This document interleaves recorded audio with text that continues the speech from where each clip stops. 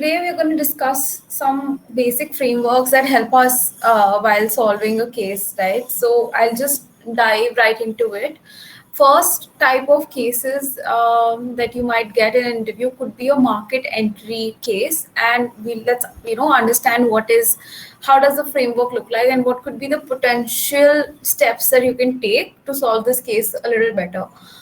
Of course, we start by first, understanding the question really well and clarifying the objectives of that particular case from the interviewer. Take your times, take 30 seconds, 1 minute to think on what the interviewer has just said. Note it down on a pen and paper, and then you can start.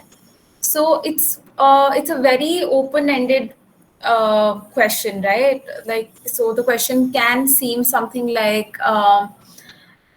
So I'm a soft drink beverage company, and I want to enter a market like India.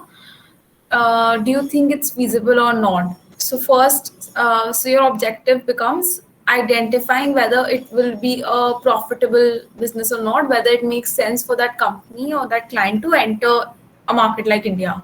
So we were saying that in a market entry case, the first decision that you have to make is whether entering that market would be good for your client or not in terms of profitability, in terms of functioning of the business, and if it's a good decision, then how should that market entry be executed, right? Which is essentially a go-to-market case, which is another framework which we'll discuss in detail, right? But I'll give you a brief of that on this slide as well. So the first thing is you set the context. What type? So whenever you get a case, you're always confused what type of questions you should ask. So you first ask about the client.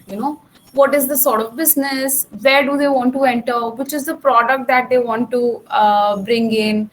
Who is the target audience? And have they already decided that they want to enter this geography, or are they still evaluating? Why do they want to enter this geography? What is their basis of entering this particular geography? Why India and not Singapore? Type of questions, right? And then you move on to discuss whether they should enter or not. So if they say that they've already decided that they want to enter, then you have to skip the step of should they enter. But let's say they say that no, we haven't decided. You have to guide us whether we should enter this area or not, and then you start with your second set of questions and solving. Now you do a few assessments. Okay, I'm just gonna bring all of these here. When it's a new market, you need to see what is the growth of that particular project of that particular product in the market. So, for example, if I say that there's a new company, they want to launch a beverage, in India, we already know that in India, PepsiCo and Coca-Cola hold a lot of market share, and the strong players, they've been here since ages, and all the new brands that have come up in this carbonated drink segment have not fared so well. So you can point that out to the interviewer that it might be better if they come in with a differentiation, like products like Tropicana 100%, which came in with their healthy drink differentiation, etc.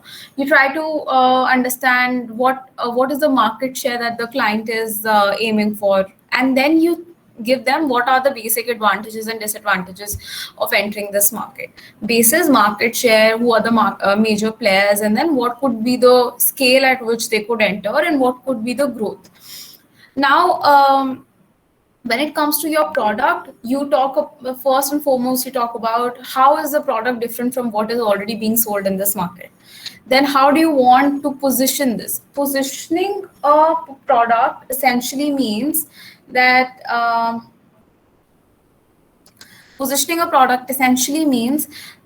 you are carving out one white area in the market, and you're placing your product in that white area. So for example, let's say I have carbonated drinks, I have healthy beverages. Maybe what I don't have is for hypothetically an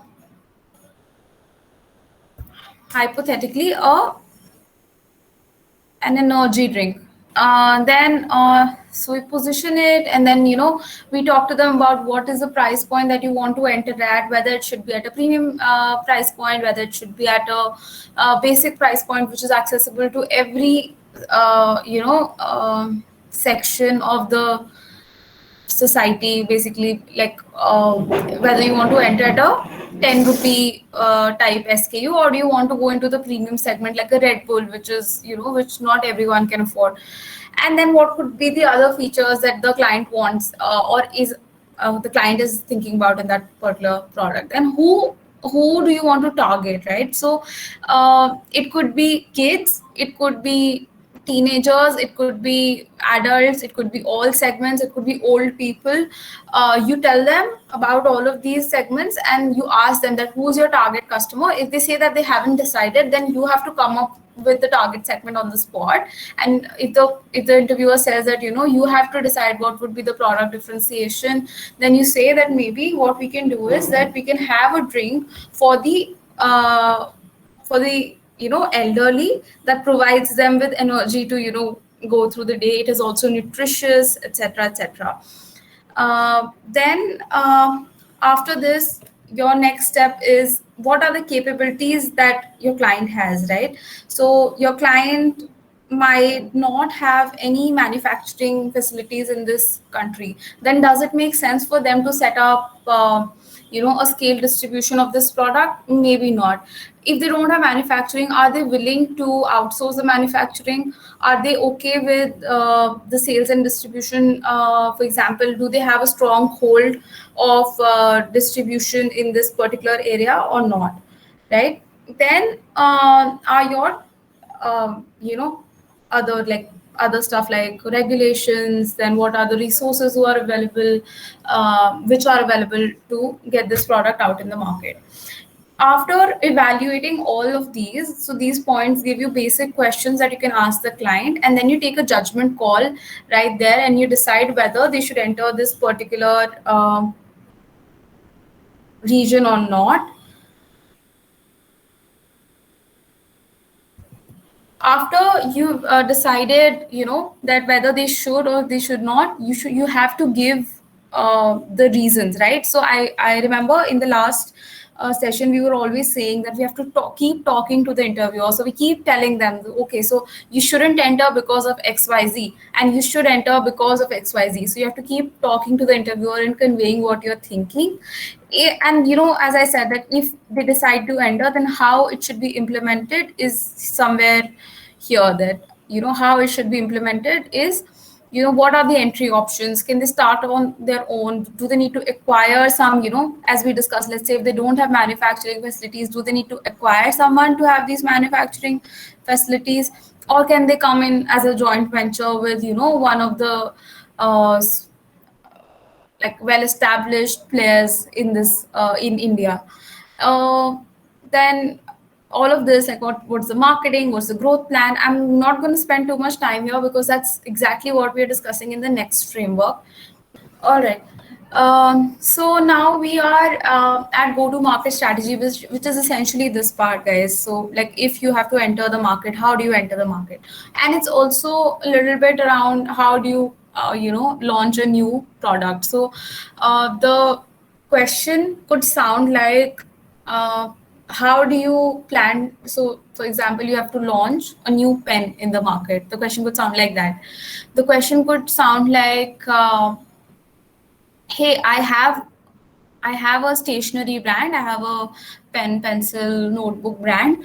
How do I enter the urban market of Haryana? Something like that.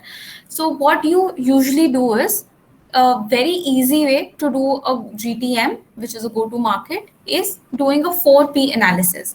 What is a 4P analysis? We'll discuss. Okay. So how do you start? What are the starting questions that you ask here? You ask them, what is the objective? Now, launching a new product can have multiple objectives. One, they want to set shop, that's their first product in the market. They want to establish themselves as a stationery brand. Second could be they already have a category. They're launching a premium product in that category. That could be their objective. They want to premiumize their brand. Third could be they feel that their existing brands or existing products are not, very, um, they're not profitable enough, so they're bringing in new brands to capture more market share. Then fourth, and so on, right? So you have to clarify the objective from the interviewer. Then you try to understand what are the capabilities that the interviewer has, who's the competition, what do they have any existing customers? If yes, then what is the type of customers they have? What are the potential target segments that they have? What are their existing products, right? And if there are, let's say, any existing products in the market, then are they a good substitute for your product?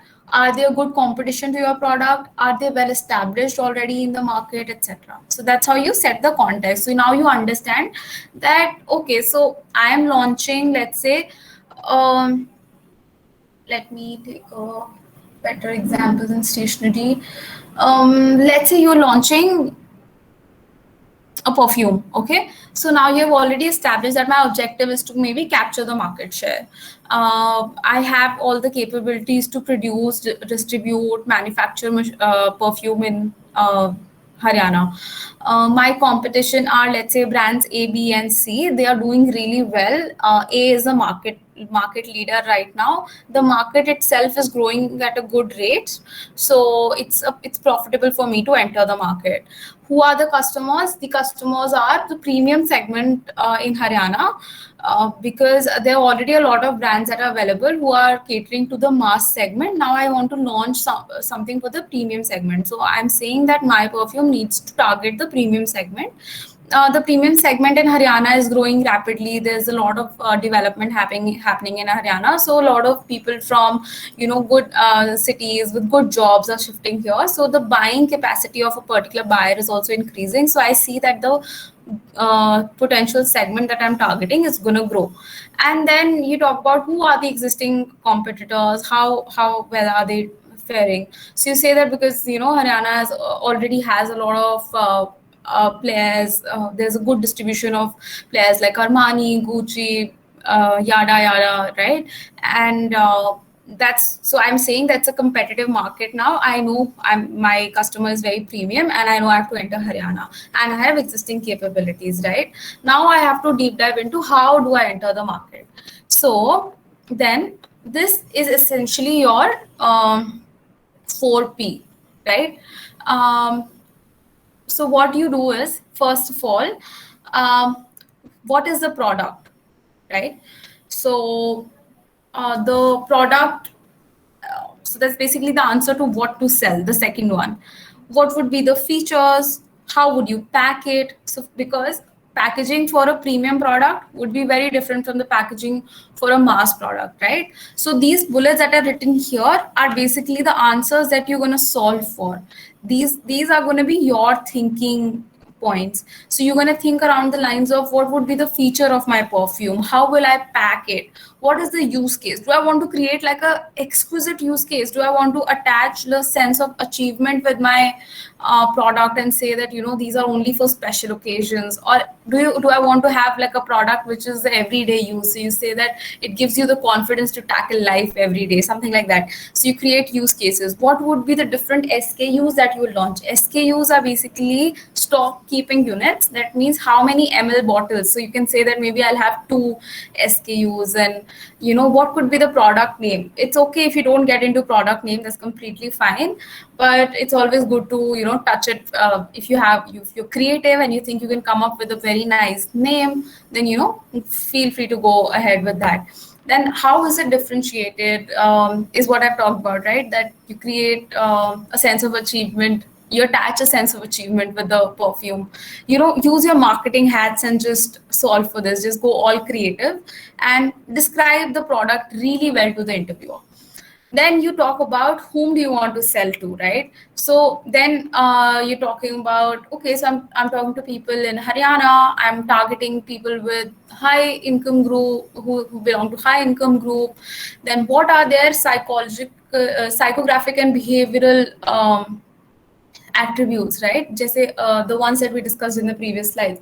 So I'm going to say that these are folks who are let's say working at high profile jobs, they're running their own businesses, they're working in corporates, they're working with government at very high positions, and their day-to-day life seems like, Monday to Friday they're busy at work, Saturday Sunday they take out time for themselves, they go out, and etc etc. So that's how you define your customer. You add more features to your customer to make him or her come to life. Then you talk about place, right, which is the third P, which is where do you sell it. So now, because you've already established that you want to sell a premium product, so you have to have exquisite distribution channel. For example, if you remember when OnePlus came into the market, OnePlus started very selective distribution of their products. So they used to have burst sales, right, which would last only for a couple of minutes. So that sort of created a buzz. So that's one of the ways in which they decided to distribute their product, creating that premiumization. All right. And then you I don't think you, as an undergrad, you have to get into margins, etc., margins and turnovers. Beyond that, you describe what should be the communication strategy. So we were at communication strategy, right? तो हम बोल रहे हैं कि अभी आपने decide कर लिया कि आपका क्या प्रोडक्ट है, आप किसको बेच रहे हो, और आप कैसे सेल करोगे. मतलब whether it will be only available at malls, would you want to have exclusive shops, would you just want to sell online, and online how? Do you want to sell through Amazon, Flipkart, e-commerce channels, or do you want to have an exquisite website where you're going to sell it? I don't think you have to get into margins, turnover, and sales force at your level. हम लोग भी नहीं जाते थे MBA में भी, we didn't consider this, but all right, so we'll just do it up till here, distribution channel tak bas. And then communication strategy, which is essentially your promotion. Okay, so promotion is how are you going to advertise about it, how are you going to market it, how are you going to make the customers aware about your particular product. Do you want to sell, do you want to do it via social media, do you want to do it via channels like TV, newspapers, etc.? Do you want to do direct marketing, which is sending emails to individuals and tell them about your product, or do you want to have do you want to do personal selling, which is door-to-door selling, etc.?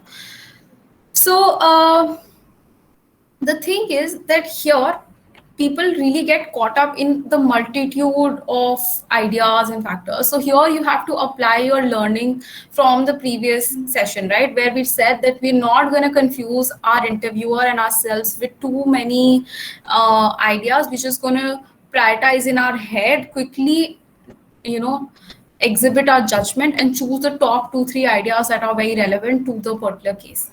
Okay. This is similar to launching a new product. This is also similar in taking an old product to a new market. So always remember, in a GTM, we do a 4P. The first P stands for the product. Second P would stand for place. Third is, you can also do price if needed. And fourth P is promotion. All right. So product, place, price, and promotion. Then let's move forward. These are the cases that I think these are very typical business cases. Okay, so these are the ones where there might be a little bit of confusion agar practice nahi karoge to. So these are the cases you have to practice a lot to get them right. So growth, we all know how to grow a business can be multiple things, right? Expansion, new location, new products, same products, new customers, etc. Whatever we discussed in the last session, right? And to keep talking to the interviewer at each of these growth avenues, and then proceed with a yes, with a yes or no from them. So what we do in such a case is that we jot down all the possible avenues of growth that are coming to our head. We do evaluation of saying, whether this will incur us more profit than loss. If yes, then okay, maybe it is feasible, right? How do you set the context for this? You try to understand the business, you try to understand how is the business performing right now, what are the competitors doing, are they doing well, what is the target for our growth? Is it achieving revenues? Is it achieving profitability? Is it about tackling the bottlenecks? Is it about expanding the capabilities, etc.? All right, so now I'm gonna just show you what are the different strategies, right? So the first strategy is in the existing market. If you want to grow, then what is it that you can focus on? What are the 4 things that you can focus on? Maybe increasing customer satisfaction. Maybe let's say, let me take the example of food delivery, right? So let's say you are a kitchen on Zomato, and you feel that you want to grow, but your rating on Zomato is somewhere around 3.5, and you know that people do not really order from kitchens that are rated 3.5, and you also want your existing customers to order more. So what do? You improve your food, you take the feedbacks into account, and you improve on your service, improve on your packaging, food quality, food quantity, presentation, etc., and ensure that the customer satisfaction goes up so that existing customers order more and new customers looking at these ratings also come into your kitchen. At other points, maybe you're doing everything well. Maybe you are at a 4.1 rating on Zomato, 4.2 rating on Zomato, but not enough people know about your kitchen. So at that place comes your marketing. You create awareness for your particular outlet. You create more buzz around. Okay, oh, so there's this Japanese kitchen which is delivering great dim sums, etc., dim sums and sushi, etc., etc., and you market about it on social media. You connect with food bloggers to publicize. Third is your distribution channels. So let's say let's say that I am a cloth manufacturer, and I feel that I just want to sell online, okay, in the beginning. But now my business is quite set online, and I want to expand in the existing market, and I want to say that, okay, so now maybe I want to explore new distribution channels. So then you help your client in setting up a shop somewhere, right? Going into the offline market, or they will do partnerships with all of these, places that sell clothes. So they're gonna introduce their brand into that particular shop. So for example, pantaloons, right? Pantaloons sells a lot of brands. So let's say if I am I don't know, if I'm a brand called XYZ and I've just been selling online on my own website, but now I want to diversify. I reach out to Pantaloons and say, hey, would you like to give me a corner of your shop so that I can sell my brand there? They'll charge a commission. You get more customers, more visibility, etc. That's also expansion for you. That's also growth. And fourth could be pricing, which is maybe, right now I'm selling at 10 rupees. Like, okay, so Maggie, classic example, Maggie. How did it grow? From 10 rupees, it went to a 12 rupee MRP, right? That's 2 rupee per SKU. And considering the amount of Maggie that is sold all over India, that was a huge growth for them, right? They did a lot of back and forth from 10 to 12 to back to 10, and then increase and decrease in grammage of the product. But overall, abhi it's stable at 12 rupee and people are buying it, right? So that's huge growth for them as well. So that's one. Then second is, if you want to expand geographically, which is, let's say you're present in Haryana and you want to move to India. If you're present in India, you want to move to Middle East, and maybe you are an FMCG like a Colgate or like a Clinic Plus who wants to go to the rural areas, etc. So that means that from urban, now you're also targeting the rural population. I am sure that all of you must have heard that famous story of how shampoos got into the rural areas, right? Shampoos in the rural areas, people never use shampoos. Then okay, so everyone used to have these bottles, right? Every company used to have these bottles of shampoo. Then magically, I don't know how, Clinic Plus thought that, okay, what if we put it in a sachet?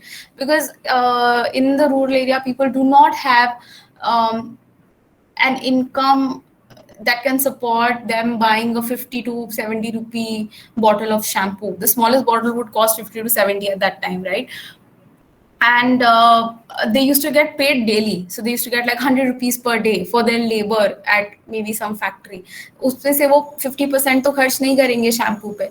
So Clinic Plus came up with the idea of sachets. They started selling 1 rupee sachet, which is how shampoo got introduced to rural markets.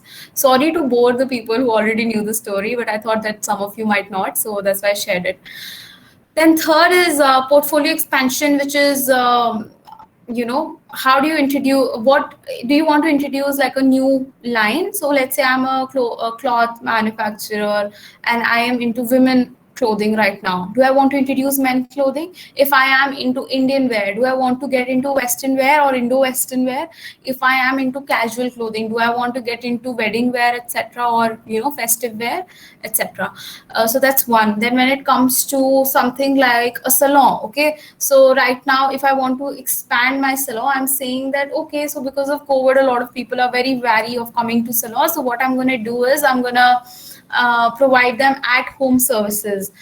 I'm just going to charge a premium of maybe 100 or 200 rupees, and I'm going to tell them that we'll send a professional to your home and they can do your services for you. Fourth growth strategy is inorganic growth, which is acquiring small companies. So if you read the papers every day, you'll see big companies like Accenture acquiring small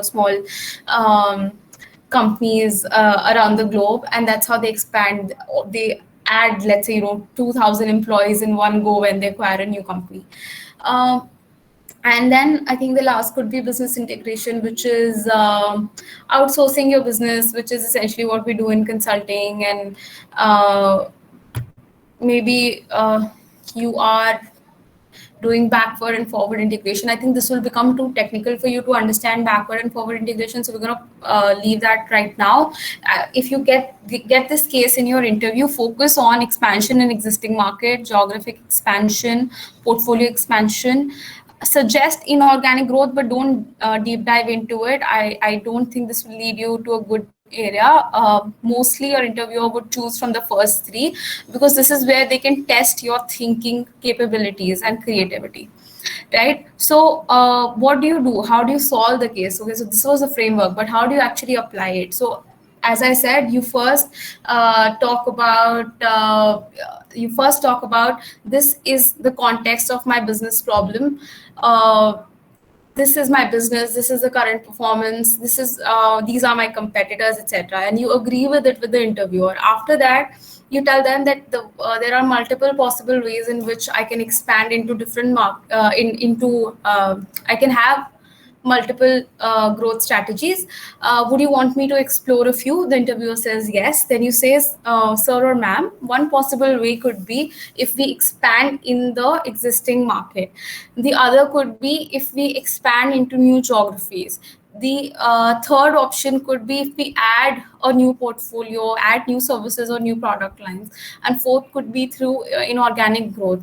The interviewer will give you the hint of what he wants to do out of the four, and then you choose one and then deep dive. If he doesn't give you that option and he says, okay, evaluate all the four and then choose one basis your understanding, then you have to do all of these deep dives into all these 4, 3, 2, 2 points, and use the knowledge that you understood here from the interviewer to pick one of them. Here is where you exhibit your judgment, and then you propose a growth plan.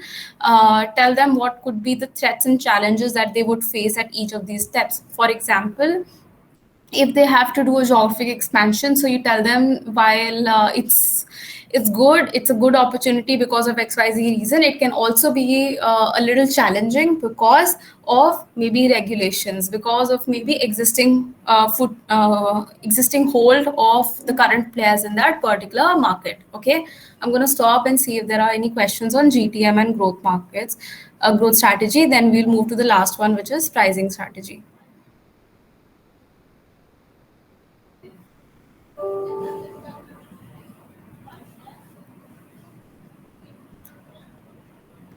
Questions?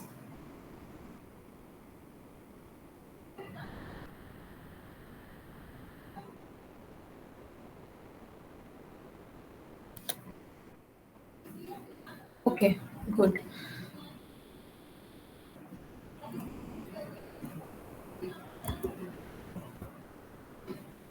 Last is the pricing strategy, right? So pricing, it's always a part of one of the case that you're solving. They rarely give this as a case to solve on its own. But let me tell you what are the bases on which you can price a particular product, right? So it can be solely on on the product that you're selling. Let's say if it's a very specialized product, so automatically the pricing is going to be very high, right? If I have to give you an example, let's say Urban Clap is doing all of this bathroom cleaning, etc., for you.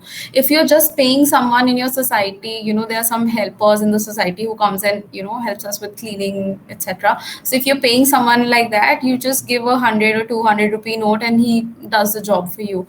But when Urban Clap charges for it, they'll say that we are doing professional cleaning, we are using these specific products, etc. इस वजह से we are going to charge more, and that's why they are priced at almost double of what you're paying anyone in your society to do the job for you, right? So a specialized product, a new feature, if there's a change in a product which is very technically demanding and technically costly, that's how that could be one of the reasons why pricing would change. Second could be if the costs have gone up. So for example, let's say if you make something from metal, in the recent days you must have seen in the news the price of metals is going up, right? If a lot of your raw material is dependent on petrol and diesel, and the prices of petrol and diesel are going up, so your manufacturing cost goes up. If it's a new product of one of its kind, there's a lot of R&D involved, so that's how the cost is going up. To offset that cost, you increase the selling price of your product. The third way to look at it is how are the competitors pricing their products. So for example, if you see Munch was in the market, Perk came in, both of them priced at the same price. Why? Because both of them belong to the same category, subcategory of chocolates, which is like a crunchy base coated with chocolate, right? So how are the competitors placed? Then ITC came in with their chocolate called Fibel. If you buy a box of Fibel, it's 1,000 rupees. If you buy a box of Silk, which is the most premium Cadbury brand, and if you buy a gift pack of Silk, the same size as that of a Fibel, it would cost you, I think, about 400 or 500 maximum. So Fibel was priced double that of Cadbury, but they also did this benchmarking, right? So they also try to understand ki how are my competitors placed. So Febel saw कि उनके जो competitors हैं, which are these chocolates, the other FMCGs and their chocolates. So they saw that they are very basic chocolates. Here we are creating a product differentiation. That's why we can charge higher than what they are charging, and that's why people are very willing to pay 1,000 rupee for that one small box of Fibel, right? Then you also see what are the substitutes that are available. So for example, if Yuvika and I are selling some product in the market, and Yuvika's product is priced at 10 MRP, and my product is priced at 15 MRP, but but Yuvika's product acts as a substitute of my product. Then if tomorrow Raghav comes and he wants to buy something, he'll do a comparison and he'll say, oh, I'm getting Yuvika's product for a cheaper price. It's a perfect substitute for what Vrinda is selling. Why should I pay that 5 rupees more, So that has to be taken into consideration. And then, you also see that who's the customer. Are they, as I told you, right? So there are people who are going to pay lakhs of rupees for a bag that looks very basic but has a brand name on it. So how is your customer? What are their buying, purchasing powers, etc.? What are their characteristics? Are they brand driven or are they utility driven? So all of those are your factors in which come into the picture when you are deciding the price of a particular product. So right, so then I think this is how we this is what we consider, this is how we present to the interviewer. We say that sir or ma'am, we can go for three we have three bases on which we can do the pricing. One could be the competitive pricing. It mostly works for products which are mass in consumption, something like chocolate, something like um, Pepsi, Coke, all these FMCG products, soaps, detergents, etc. Right? And we price them basis how the competitors are charging them. If we are providing them any additional benefit over and above the basic product, then we have the opportunity to charge a premium. um, in the other case, let's say we're saying that okay, there is not a lot of competition in the market, so we don't have a benchmark. We'll do cost based pricing, which is we'll see what is the cost of production, including the R&D, manufacturing, distribution costs, etc., and we'll put a margin on it. Let's say the margin on something like a pencil is, let's say, some 30%. So we'll put a margin on it and then we'll sell it. Then price based costing is how, how much is a customer willing to pay. Maybe sometimes if you market your product like pencils just made for sketching, made for drawing only, pencils that come with thick layer which are dark in writing, etc., so the customer is willing to pay a little more for them. So if you're selling a pack for 40 rupees and a normal pack for 40 rupees, and if you call it Apsara extra dark pencil, and the customer is willing to pay more for that because of the perceived value of that particular product, then it's known as price based costing, where you say that, oh, I know that if I market it in such a way, the customer is going to think that there's some added value, and therefore I'm going to charge more. This is the same case as we talked about in Urban Clap. Maybe the cleaning is same, like maybe when you get your ACs serviced, so a local guy would come and do it for just maybe um, you know 500 rupees, but when Urban Clap comes in, they take 800 rupees. Maybe दोनों की servicing same है एकदम ही, but just because they're creating a perceived value कि oh, we're gonna clean everything, clean your house, nothing's gonna go bad, etc., so they are charging more, and that's why the customer is willing to pay more, because they want to get away from the hassle.